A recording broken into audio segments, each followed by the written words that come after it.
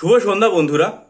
আমরা সকলেই জানি যে স্কুল সার্ভিস কমিশন সুপ্রিম কোর্টের কাছে যাবে এবং সেখানে তারা এটা আবেদন করবে যে এটার যে সময়সীমা 31শে অগস্টের সেটা বৃদ্ধি করতে, কারণ 31শে অগস্টের মধ্যে রিক্রুটমেন্ট প্রসেস সম্পূর্ণ করা যাচ্ছে না। আজকের সংবাদপত্রে যেটা দেখলাম যে তারা অলরেডি সুপ্রিম কোর্টে অ্যাপিল করে ফেলেছে। ঠিক আছে, এটা একবার আপনাদেরকে জাস্ট দেখিয়ে দিতে চাইবো, দেখে নিন। SSC move supreme court for fresh deadline, এই খবরটা আজকে সংবাদপত্রে প্রকাশিত হয়েছে, অর্থাৎ তারা চলে গেছে সুপ্রিম কোর্টে।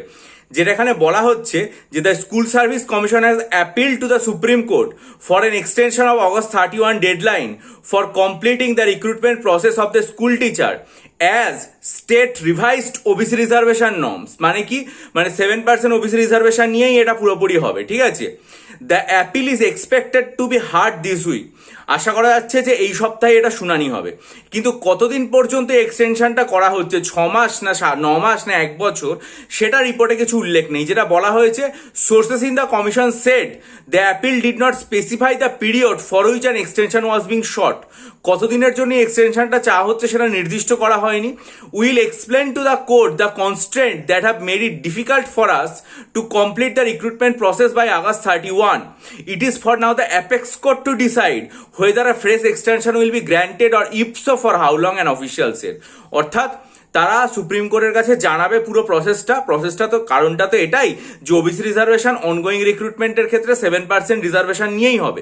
তা যেহেতু 7% রিজার্ভেশন নিয়ে হবে, তাহলে সেটা কতদিন পর্যন্ত এই এক্সটেনশনটা দেয়া হবে সেটাও কিন্তু সুপ্রিম কোর্ট নির্দিষ্ট করে দেবে বলেই খবর। এখন সেটা 6 মাস হবে না 1 বছর হবে না কি হবে, সেটা সুপ্রিম কোর্ট থেকে যখন আর কি মানে নির্দেশিকাটা আসবে তখন আমি আমার চ্যানেলে জানাবো। কিন্তু দুঃখের বিষয় সেটা হচ্ছে যে যারা স্কুল টিচার রয়েছেন, ঠিক আছে, তারা তো মানে একটা বেতন নিশ্চয়ই পাচ্ছেন এবং সেটা এখান থেকে সুপ্রিম কোর্ট থেকে ডেডলাইন নেওয়ার পর পাবেন।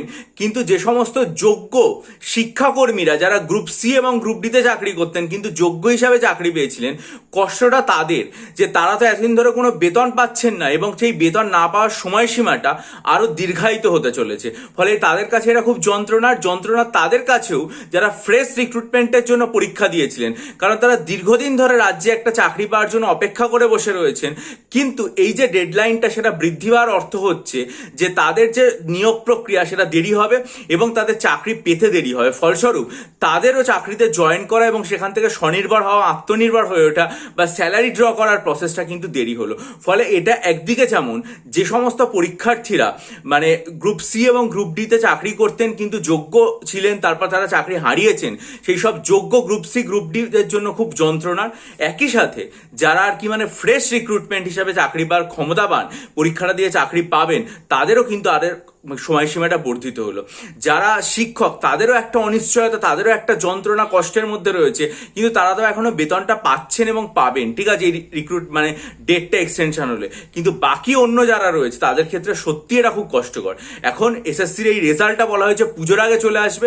আন্তরিকভাবে চাই যত তাড়াতাড়ি আসুক এবং এই রিক্রুটমেন্ট প্রসেসটা যেন পুরোপুরিভাবে খুব দ্রুত কমপ্লিট হয়ে যায়। আর একটা প্রশ্ন আমাকে অনেক পরীক্ষার্থী করছেন মানে WBPSC চেয়ারম্যানের সাংবাদিক সম্মেলনের পর থেকে, যে মিসলেনিয়াস প্রিলিম সেই পরীক্ষাটা কি হওয়ার সম্ভাবনা রয়েছে একদম মানে পুজোর আগে? দেখুন, ইচ্ছা করলেই সম্ভব। প্রথম যেটা আমার যতদূর মনে আছে সেটা হচ্ছে 6 তারিখ হচ্ছে সেপ্টেম্বর মাসের প্রথম রবিবার, কিন্তু একটা পরীক্ষা হওয়ার আগে 2 সপ্তাহ বা 3 সপ্তাহ অ্যাডমিট কার্ড ডাউনলোডের জন্য দিতে হয়, পরীক্ষার ডেট ঘোষণা করতে হয়, কিন্তু এখনো পরীক্ষার ডেট ঘোষণা হয়নি এবং অ্যাডমিট কার্ড দেওয়ার প্রক্রিয়া তো মানে দূরস্থ। ফলস্বরূপ 6 তারিখ পরীক্ষাটা হচ্ছে না খুব স্বাভাবিকভাবে।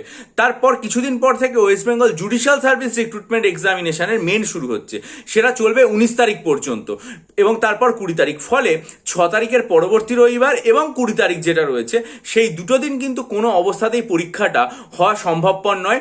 তার কারণ মানে যেহেতু judicial service recruitment executive judicial service examination মেন্সের একটা প্রভাব চলবে, কারণ হতেই পারে একজন পরীক্ষার্থী তিনি এটাও দিচ্ছেন ওটাও দিচ্ছেন, দুটোই দেবেন, ফলে কোনো অবস্থাতেই হবে না। যেটা হওয়ার সম্ভাবনা সেটা হচ্ছে 27 তারিখ। ঠিক আছে, সেপ্টেম্বর মাসের 27 তারিখ যদি মনে করে পিএসসি, তাহলে তারা পরীক্ষাটা অনায়াসে নিতে পারে। এবং তারপর অক্টোবর মাসের 4 তারিখ যদি তারা মনে করে তাহলেও নিতে পারে। তারপর 10 তারিখ মহালয়া অর্থাৎ পুজোর সময়কাল শুরু হয়ে যাচ্ছে, ফলে তারপর 11 তারিখ আর পরীক্ষা নেওয়া যাবে না। আমার মনে হয় যদি পাবলিক সার্ভিস কমিশন চায়, তারা যদি মনে করে যে পুজোর আগে পরীক্ষাটা নেব, তাহলে তারা পরীক্ষা নেওয়ার জন্য 2 দিন তারা দিতে পারে। একটা হচ্ছে সেপ্টেম্বর মাসের 27 তারিখ, আর একটা হচ্ছে মানে অক্টোবর মাসের 4 তারিখ। এই দুটো রবিবার যদি মনে করে তারা পরীক্ষা নিতে পারে। এবার তারা কি করবে, পরীক্ষা আদৌ নেবে কিনা পুজোর আগে, নাকি সেটা পিছিয়ে গিয়ে শেষ পর্যন্ত সেই নভেম্বর মাসে চলে যাবে, এটা তো পাবলিক সার্ভিস কমিশন যখন অফিসিয়াল নোটিফিকেশন দেবে তখন মানে জানতে পারবো। এবং নিশ্চয়ই চ্যানেলে জানাবো।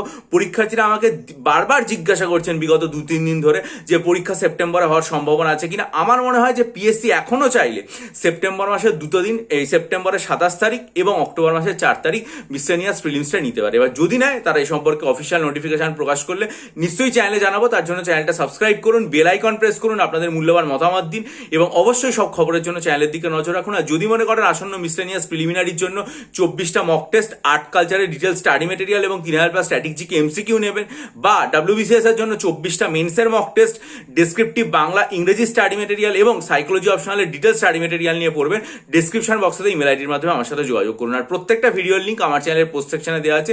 বহু পরীক্ষার্থী উপকৃত হয়েছেন, আশা করি আপনারাও উপকৃত হন। ভালো থাকুন, বিজয়ী হন, সফল হন।